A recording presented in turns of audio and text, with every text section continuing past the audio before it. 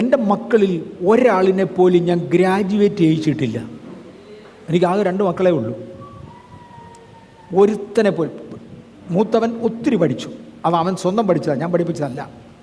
ഞാൻ അവനെ പഠിപ്പിച്ച 12ാം ക്ലാസ് വരെയാണ്, പ്രീ യൂണിവേഴ്സിറ്റി, അവിടം വരെ ഞാൻ പഠിപ്പിച്ചു. എൻ്റെ 2ാമത്തെ മോനെ ഞാൻ ആകെ പഠിപ്പിച്ചത് 10ാം ക്ലാസ് വരെയാണ്.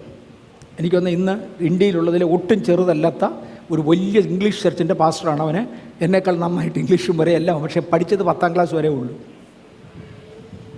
11ാം ക്ലാസ്സിൽ പോയി, ബട്ട് പാസ്സായില്ല. ഞാൻ അവരെ അത്രേ പഠിപ്പിച്ചിട്ടുള്ളൂ. എൻ്റെ മൂത്ത മോന് കോളേജ് അഡ്മിഷൻ്റെ സമയത്ത് അവനൊരു നിർബന്ധം ഉണ്ടായിരുന്നു, BBM പഠിക്കണമെന്ന്. BBM പഠിക്കണം, ബിസിനസ് മാനേജ്മെൻറ്റ് അഡ്മിനിസ്ട്രേഷൻ. അന്ന് കേരളത്തിൽ BBM പഠിപ്പിക്കുന്ന കോളേജുകൾ ഉണ്ട്, വളരെ അപൂർവമാണ്. പക്ഷേ ബാംഗ്ലൂരിൽ ആവശ്യത്തിനുണ്ട്. ഒരു 3-4 കോളേജുകൾ അന്ന്, ഇന്ന് മുക്കിനുണ്ട്.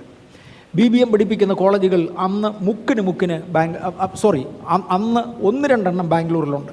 അവൻ ആ കോഴ്സ് തന്നെ വേണം. അവനതിന് ഒരു ആപ്ലിക്കേഷൻ കൊടുത്തു. ഒരു ദിവസം അപ്പനും മോനും കൂടെ ഇൻ്റർവ്യൂവിന് വരാൻ പറഞ്ഞു. ഞാനും കൂടെ ഇൻ്റർവ്യൂവിന് പോകേണ്ടി വന്നു. ഞാനിവിടെ പോയി. അവിടെ ചെന്നപ്പോൾ അവിടുത്തെ പ്രിൻസിപ്പൾ പറഞ്ഞു, ചെറുക്കൻ്റെ മാർക്ക് അനുസരിച്ച് ഒരു 25,000 രൂപ ഡൊണേഷൻ തന്നാൽ ഞങ്ങൾ ഇവനെ എടുത്തോളാം. എൻ്റെ ചർച്ചിൽ തന്നെയുള്ള മറ്റു കുഞ്ഞുങ്ങൾ മാർക്ക് കുറവായതുകൊണ്ട് 75,000 രൂപയാണ് ചോദിച്ചത്. എന്നോട് പറഞ്ഞു, നിനക്ക് ചെറുക്കന് നല്ല മാർക്കുള്ളത് കൊണ്ട് 25,000 രൂപ ഡൊണേഷൻ തന്നാൽ അവന് BBMന് അഡ്മിഷൻ കൊടുക്കാം. അതൊരു വലിയ കാര്യമൊന്നുമല്ല. ഞാൻ പറഞ്ഞു, ഞാൻ അറിയിക്കാം എന്ന് പറഞ്ഞു പോരുന്നു. ഇങ്ങോട്ട് വരുന്ന വഴിക്ക് ഞാൻ മോനോട് ചോദിച്ചു, മോനെ 25,000 രൂപ നമ്മൾ നോക്കിയാൽ ഇപ്പോൾ ഉണ്ടാകും, ഒരു പ്രയാസമില്ല, ഉണ്ടാകും. പക്ഷെ ആ 25,000 രൂപ നിനക്ക് തന്ന് നിനക്ക് കോളേജിലൊരു അഡ്മിഷൻ എടുത്താൽ സുവിശേഷ വേലയ്ക്ക് മുടക്കേണ്ട കാശ് അതില്ലാതെ വരും. ആ പണം സുവിശേഷ വേലയ്ക്ക് ഇടുക എന്ന് എങ്ങനെയായാലും ഒരു 5 ആത്മാക്കളെ കെട്ടുവിടാം. അപ്പം നീ എന്നെ പറയുന്നു, നിനക്ക് വേണോ, നിനക്ക് BBM തന്നെ വേണമെന്ന് നിർബന്ധമെന്തോ, നിനക്ക് വേറെ എന്തിനേലും പോയിക്കൂടെ, വേറെ എന്തെല്ലാം കോഴ്സുണ്ട്, അതിന് പോയിക്കൂടെ? ശരി ഡാഡി, എനിക്ക് വേണ്ടാന്ന് അവനും പറഞ്ഞു. ആ വർഷം അവന് ഒരു അഡ്മിഷനും കിട്ടിയില്ല. ആ വർഷം പകുതിയായപ്പോൾ അവൻ എന്നോട് പറഞ്ഞു, ഡാഡി, എൻ്റെ ഡാഡി 25 വർഷം ജോലി ചെയ്ത ആളാണ്, ഇന്നൊരു ശാസ്ത്രജ്ഞനാണ്. ഡാഡിക്ക് എയർഫോഴ്സിൽ നിന്ന് കിട്ടിയ റിട്ടയർമെൻ്റൽ ബെനിഫിറ്റിൻ്റെ ആ പിരിഞ്ഞു പോരുമ്പോൾ കിട്ടിയ പണത്തിൻ്റെ ഒരു ചെറിയ തുകയുണ്ടെങ്കിൽ എന്നെ കോളേജിൽ ചേർക്കായിരുന്നു. ഡാഡി അത് ചെയ്തില്ല, മോൻ്റെ വിദ്യാഭ്യാസത്തിന് വേണ്ടി എടുത്തില്ല, സുവിശേഷത്തിന് ഇട്ടതാണ്. ഡാഡി, നമ്മുടെ ചർച്ചിൽ വന്നിരിക്കുന്ന ഉപദേശിമാരുടെ പിള്ളേർ ഭൂമിയിൽ ഒരു ജോലിയും ചെയ്യാത്തവൻ, സുവിശേഷ വില കൊണ്ട് തന്നെ ഉപജീവനം കഴിക്കുന്നവൻ, മക്കളെ 25 ലക്ഷം കൊടുത്ത് ഇവിടുത്തെ മെഡിസിന് ചേർത്തിട്ടുണ്ട്. നമ്മുടെ ചർച്ചിൽ തന്നെയാണ് വരുന്നത്. ഡാഡിക്ക് ഒരു ദിവസം ലജ്ജ വരും. ഞാൻ പറഞ്ഞു, ഒരിക്കലും വരത്തില്ല. കാര്യം എൻ്റെ കയ്യിലുള്ളത് എന്തിന് ചെയ്യണം എനിക്കറിയാം. എന്നെ ആക്കിയത് വേലയ്ക്ക് വേണ്ടിയാണ്. ഞാൻ ഇത്രയും പറഞ്ഞതുകൊണ്ട് ഒരു മറുവശം കൂടെ പറയാൻ പോവാം. അവൻ്റെ മക്കൾ, അവനെ ദൈവത്തിൻ്റെ കൃപയാൽ ദൈവം ഉയർത്തി, ദൈവം അവനെ പഠിപ്പിച്ചു. ഞാൻ കഴിഞ്ഞ ഒരു ദിവസം അവനോട് ചോദിച്ചു, നിനക്ക് ഏതൊക്കെയാടാ നിൻ്റെ ഡിഗ്രി? പറഞ്ഞു, ഡാഡി അറിയണ്ടെന്ന് പറഞ്ഞു.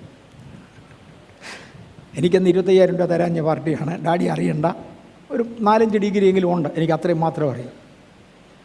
ഒരു പ്രത്യേക ഒക്കേഷൻ, ഞാൻ ഒരിക്കൽ അമേരിക്കയിൽ ഇരിക്കുന്ന സമയത്ത് എനിക്ക് കാനഡയിൽ അവരുടെ നാഷണൽ ടെലിവിഷനിൽ പ്രസംഗിക്കാനായിട്ട് എന്നെ വിളിച്ചു.